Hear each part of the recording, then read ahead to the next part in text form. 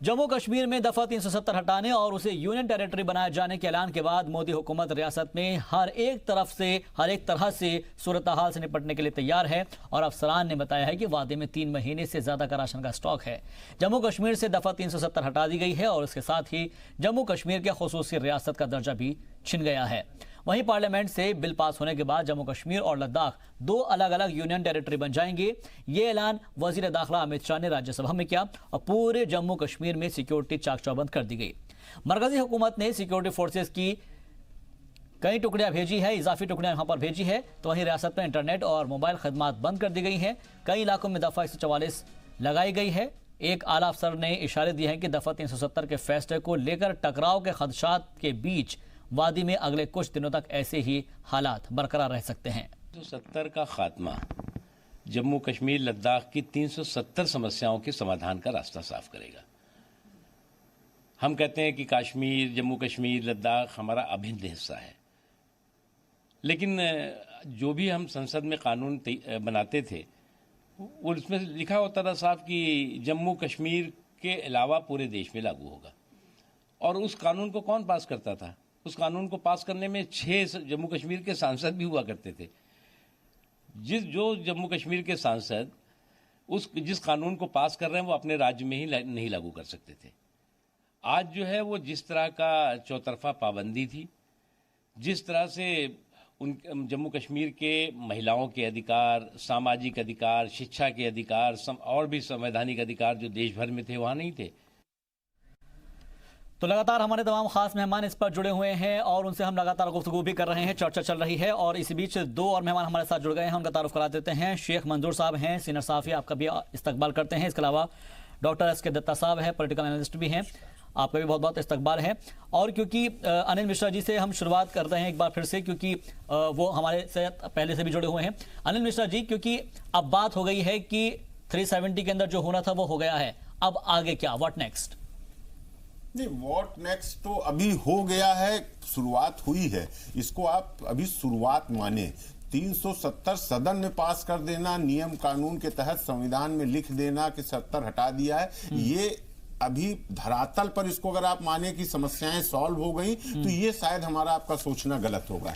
असली जो स्थिति परिस्थिति सामने आएगी वो अब आएगी, जो एक लोगों के साथ हमें पेश आना है। जम्मू कश्मीर की भावनाओं को हमें समझना है और उन भावनाओं को अपनी भावनाओं से जोड़ना है। कहीं न कहीं हम उनको अपनी बातों से, जो कदम उठाया गया है उससे उनको अवगत करा के इस बात पर सहमत कराना है कि ये आपके हित के लिए है। सिर्फ बोल देने से नहीं होगा, उसके जितने भी प्रॉस्पेक्ट्स बनते हैं, जो भी आगामी फ्यूचर में होने जा रहा है, उसके क्या क्या फायदे होंगे, अभी तक क्या क्या नुकसान हुआ है, ये एक एक जनता को ये सरकार की जिम्मेदारी बनती है। मीर साहब ये कह रहे हैं कि ये चीजें हुई है, ये कागजों पर हुई है, इनको जमीनी स्तर पर उतारने के लिए बहुत वक्त लगेगा। हाँ, अब ये डिपेंड करेगा वो जनता, हमने पहले भी कहा ना अभी आपको कि अभी देखिए हम सदन में बहस कर रहे हैं, जीत का जश्न मना रहे हैं, पूरे देश मना रहे हैं, लेकिन जम्मू कश्मीर अभी फोर्स के द्वारा पूरी तरह से कैप्चर किया गया है। जैसा आप भी न्यूज में दिखा रहे हैं कि वहां की परिस्थितियों को नॉर्मल करने के लिए फोर्स तो रखनी पड़ेगी ना सर, उसमें किस प्रकार की बातें होती हैं? वो तो ठीक है, लेकिन अभी इंटरनेट तक बंद है, अभी जनता घरों में कैद है, टाइम तो देना पड़ेगा ना। लेकिन people are being executed in the jails, punished in their homes. This is not India that I believe in.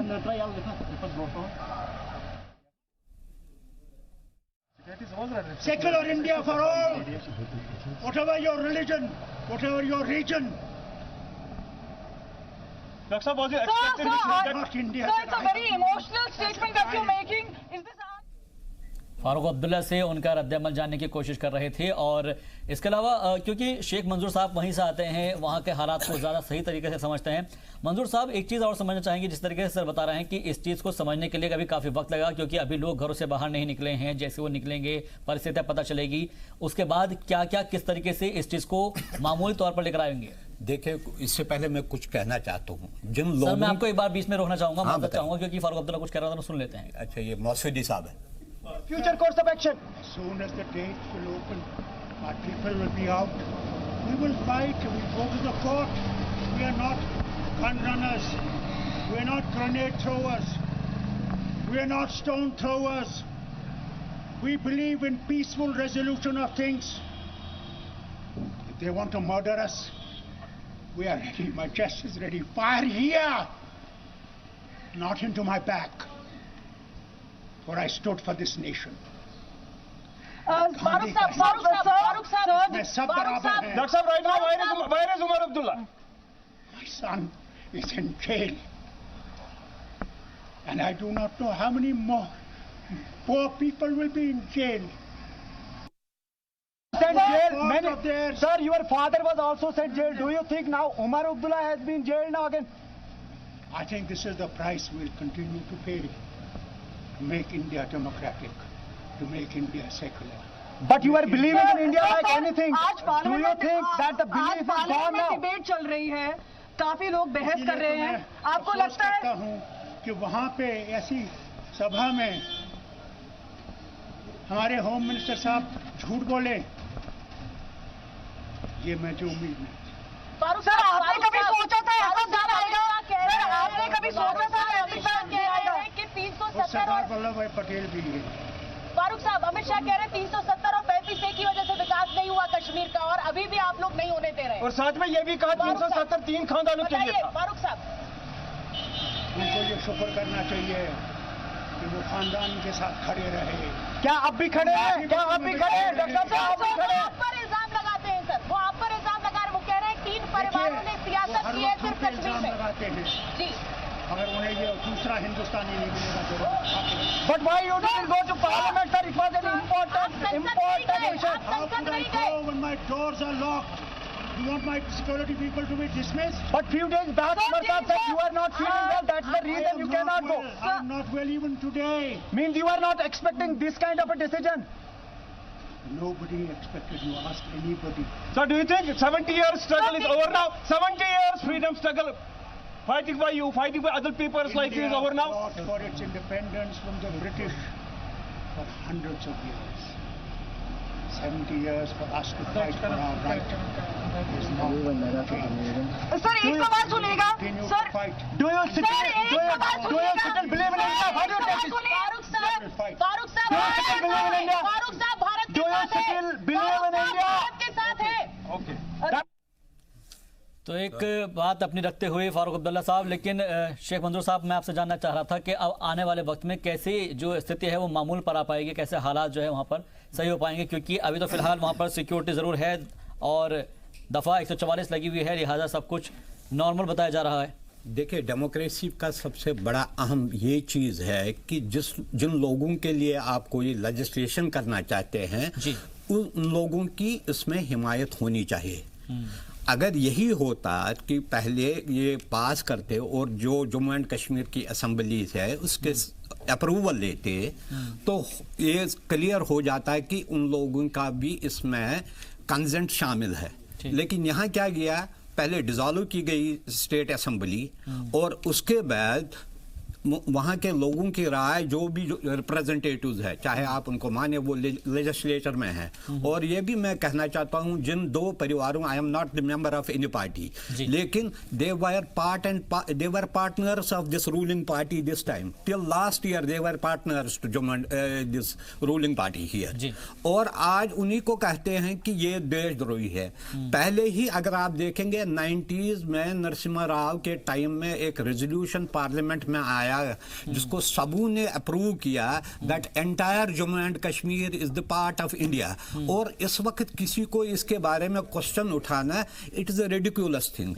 दूसरी बात ये है, आप ये देखिए, ये सारा खोखला हो गया था 370, जिसका ये क्रेडिट लेते हैं. इसको पहले ही कांग्रेस ने इसको सारा निकाला था. उसकी जो कर्नल जिसे कहते हैं, उसका दाना जो था वो कांग्रेस ने पहले ही निकाला था. What was there in it except 35A जो उसका नॉमेनक्लेचर था, वजीर आजम का, सदर रियासत का, supreme court jurisdiction, election commission का jurisdiction, till last year GST भी वो एक्सटेंड किया गया था.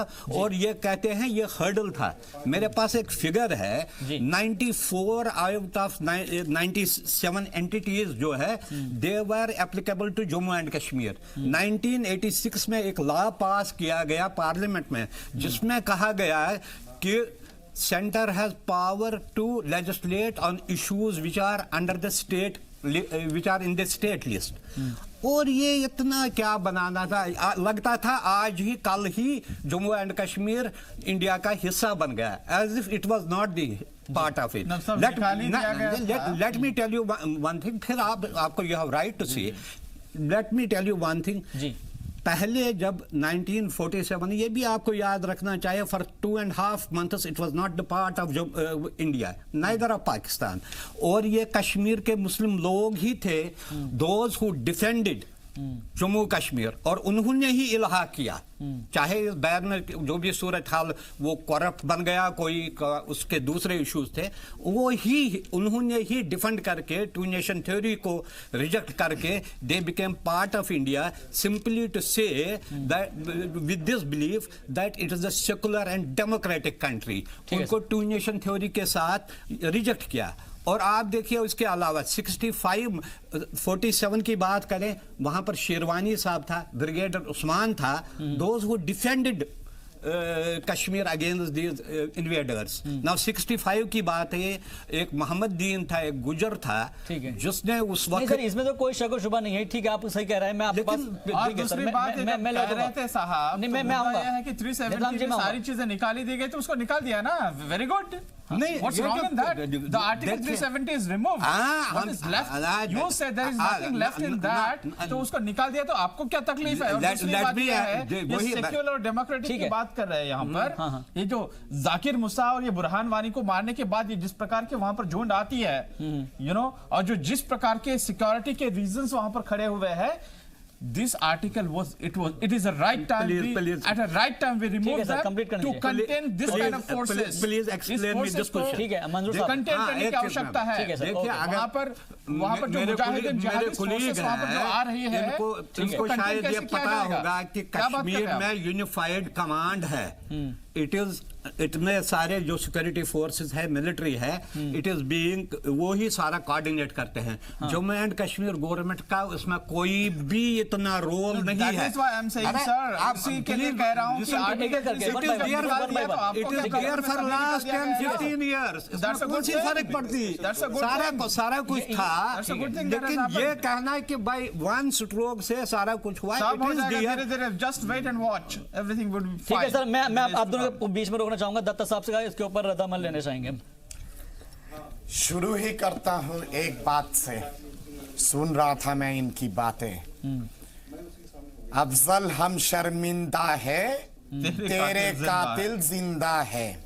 अफजल गुरु के फांसी के बाद जिस तरह से लाखों लोग निकले थे श्रीनगर में और अलग अलग इलाके में, बुरहान वानी के मरने के बाद सिक्योरिटी फोर्सेस के माध्यम से, उसके बाद जनाजा ही नमाज निकलता है. वहां लाखों लोग वहां पे आते हैं, भारत के विरोध में नारे लगाते हैं, ये कहते हुए कि Indian security forces go back, you Indians, bloody Indians. ये तो सच्चाई है. ये सच्चाई किस लिए पनप रहा था 72 साल से? इसलिए पनप रहा था क्योंकि वहां पे ऐसा एक नासूर था, आर्टिकल 370 और उसका एक छुचुंदर 35A. ये दोनों चीजों के चलते ये तमाम चीजें हो रही थी. पंथ निरपेक्षता की बात होती है इस देश में. ये देश हमेशा से ही पंथ निरपेक्ष, धर्म निरपेक्ष रहा है. सुन रहा था मैं 2-3 मीडिया के कर्मियों को जो सवाल पूछ रहे थे, 70 years of freedom struggle. कौन सा 70 years of freedom struggle की बातें कर रहे हैं? ऐसे लोगों के ऊपर भी कानून के हिसाब से कार्रवाई होनी चाहिए. Do you believe in the concept of India? एक और कोई पूछ रहा था, what do you mean by that concept of India? मतलब यही लोग इस तरह से उकसा के आग फैलाने की काम करते हैं. ये जो 4-5 परिवार है वहां पे, इनका तो शुरू से लेके आज तक यही रहा, जब तक सत्ता में होंगे भारत की गुणगान गाएंगे, जैसे ही सत्ता के बाहर होंगे पाकिस्तान के एक्सटेंशन काउंटर के हिसाब से बातें करते हैं. लगता है कि यहां पे रहते हैं और तनख्वाह उनको रवालपिंडी से मिलता है. ये सच्चाई है, ये हकीकत है. जो लोग कह रहे थे कि 370 को छू के देखो, आग में तब्दील हो जाएगी कश्मीर। कौन सा आग लगा हुआ है कश्मीर में और कौन सा आग में तब्दील हो गई है कश्मीर। सिक्योरिटी का पुख्ता इंतजाम इसलिए करने की आवश्यकता थी क्योंकि ये तमाम जितने सारे देश विरोधी लोग हैं जो हमेशा से देश के विरोध में बातें की है, हमेशा देश के विरोध में षड्यंत्र रचे हैं, ऐसे लोगों को टेम डाउन करने की आवश्यकता। इसी पे मेरा एक काउंटर है सर, इसी पे मेरा काउंटर क्वेश्चन है। महबूबा मुफ्ती इसके अंदर 4 साल रही है सर। महबूबा मुफ्ती जिसके ऊपर आप कह रहे हैं उनके साथ 4 साल आपने काम किया है। आऊंगा, मैं जानता हूं कि आप ये सवाल जरूर पूछ सकते थे और आप शायद पूछते भी, ये जाहिर सवाल है। इसके पीछे कारण है कश्मीर के स्ट्रेटेजिक लोकेशन को ध्यान में रखते हुए, एक इंटरनेशनल एक रेमिफिकेशन को ध्यान में रखते हुए और उसके साथ साथ सिक्योरिटी एंगल को ध्यान में रखते हुए, जब एक तरह से त्रिशंकु विधानसभा का नतीजा निकला वहां पे और दूसरा की आर्थिक बोझ लोगों के ऊपर दोबारा ना डाला जाए, दोबारा चुनाव करवा के, ये एक एक्सपेरिमेंट था कि सही तरह से कोड ऑफ कंडक्ट के हिसाब से और आपके वो जो मिनिमम प्रोग्राम के जो चीजें हैं उसके हिसाब से सरकार चले। जब वहां पे सरकार उस हिसाब से चल नहीं पाई, जब लगातार लगा कि नहीं, खुला छूट दिया गया है पत्थरबाजों को, लगातार लगा है कि ये तमाम जितने सारे आतंकवादी हैं इन लोगों को इनडायरेक्टली समर्थन मिल रहा है, तब भारतीय जनता पार्टी ने वहां से सरकार से सर आपने इनडायरेक्टली आप इनडायरेक्टली समर्थन की बात करें, इनडायरेक्टली आपने तो डायरेक्टली समर्थन किया ना कहीं आपने भी तो समर्थन किया इन पार्टियों को। के बारे में कह रहा हूं, महबूबा मुफ्ती जो हमेशा पाकिस्तान के बारे में बात किए हैं, महबूबा मुफ्ती जिन्होंने कहा है कि पूरा आपने सरकार तो बनाई थी ना, आपने सरकार तो बनाई थी, ये बात अलग है कि आपकी लगातार उनको कहा गया कि ये मिनिमम जो वो है कोड ऑफ कंडक्ट उसके मुताबिक नहीं है। जब बार बार कहने के बाद भी उन्होंने जब माना नहीं इस बात को और लगा कि आप पानी नाक के ऊपर से बह रही है और आप अगर ये सरकार चलेगी तो वो कहीं ना कहीं पे भारत के टुकड़े के योजना के हिसाब से वहां के लोग षड्यंत्र रचाएंगे, तब वहां से समर्थन वापस किया गया। इन्होंने 5 सेकंड और दे दीजिएगा मुझे। इन्होंने ये भी कहा कि वहां पे पहले तो बर्खास्त की गई सरकार को और योजना के हिसाब से ये चीज बैकडोर से किया गया है। बर्खास्त कब हुई है वहां पे सरकार? लगभग 1 साल पहले बर्खास्त हुई है। उसके बाद लोकसभा का चुनाव हुआ। लोकसभा के चुनाव के दौरान कोई ये नहीं कह सकता था जब तक काउंटिंग ना हो कि दोबारा ये सरकार चुन के आएगी। तो ये कोई योजना नहीं था। उस समय के सिचुएशन के हिसाब से गवर्नेंस रूल लगाना जरूरी था। आज के सिचुएशन के हिसाब से ये आवश्यक था कि ये जो नासुर है धारा 370 इसको खत्म करने की आवश्यकता थी और आज 72 साल बाद जाके खत्म हुआ। ठीक है, चलिए sir, okay fine. Major general सिवाज साहब भी जुड़ गए हमारे साथ, अश्विनी सिवाज साहब। जनरल साहब, क्योंकि अब सब लोगों ने अपने अपने यहाँ पर रद्दमल का इजहार कर रहे हैं और अभी हमने फारूक अब्दुल्ला साहब का भी सुना है, वो जाहिर तौर पर इसकी मजम्मत कर रहे हैं। लेकिन अगर हम सिक्योरिटी पर्पस के हिसाब से देखें, क्योंकि अभी वहाँ पर सिक्योरिटी इस कदर ज़्यादा है कि वहाँ का एक अगर नॉर्मल इंसान वहाँ पर बाहर निकलेगा या फिर मामूल पर लाने की इसको कोशिश की जाएगी तो उसको किस तरीके से नॉर्मल किया जाएगा? देखो, इसको चंदे के हिसाब से समझना पड़ेगा। एक तो ये इसमें कोई दो राय नहीं, जो कि अभी आर्टिकल 370 और 35A था, ये प्रोविजनल था और टेम्परेरी था और इसको कभी ना कभी तो दूर होना ही था और देर आए पर दुरुस्त आए, तो बहुत अच्छा हुआ और इससे डेवलपमेंट में बहुत फायदा होगा। इंटीग्रेशन हो जाएगा कश्मीर का, जम्मू एंड कश्मीर का भारत के पूरे हिस्से से, तो डेवलपमेंट का बहुत फायदा होगा। इधर जॉब मिलेगी लोगों को और लोगों को एक प्रकार से जो पैसा गवर्नमेंट देती है उसका फायदा होगा। एक इसके साथ क्या था कि जो पंचायत इलेक्शन हुए उसमें सरपंच सिलेक्ट होके आए तो ग्रास रूट लेवल पे पैसा जाने लगा गवर्नर के रूल में, तो ये एक बड़ी अच्छी बात है और अब ये यूनियन टेरिटरी बन जाएगी तो और फायदा हो जाएगा। अभी आपने क्वेश्चन पूछा सिक्योरिटी पॉइंट ऑफ व्यू से, मुझे मालूम है कि अभी जो सिक्योरिटी है वो जो हिंडरलैंड में बहुत ज्यादा सिक्योरिटी लगाई हुई है कि भाई ये मद्देनजर रखते हुए कि भाई ये अगर हमने आर्टिकल 370 की हटाया 35A, हो सकता है यहाँ पर कुछ ना कुछ आपको लोगों को थोड़ा सा गुस्सा हो। वो गुस्सा इसलिए होगा क्योंकि उनको आप र्यूमर फैला सकते हो, आप उनको स्टार्टिंग में भानाबाजी करके किसी तरह, धीरे धीरे जब वो बात समझेंगे कि ये जो कार्रवाई उनके फायदे के लिए हुई है तो वो हो सकता है आराम से इसको कहो कि कल ही वो मान जाएंगे, नहीं बिल्कुल। तो और डेमोक्रेसी का एक हिस्सा है, अगर कोई लोग एजिटेट करते हैं कोई बात नहीं, थोड़े से टाइम में वो समझ जाएंगे। प्रॉब्लम ये नहीं, प्रॉब्लम सबसे बड़ी है पाकिस्तान की। पाकिस्तान इस सिचुएशन का फायदा उठाना चाहेगा, वो 4-5 चीजें कर सकता है, वो हमें ध्यान देनी है।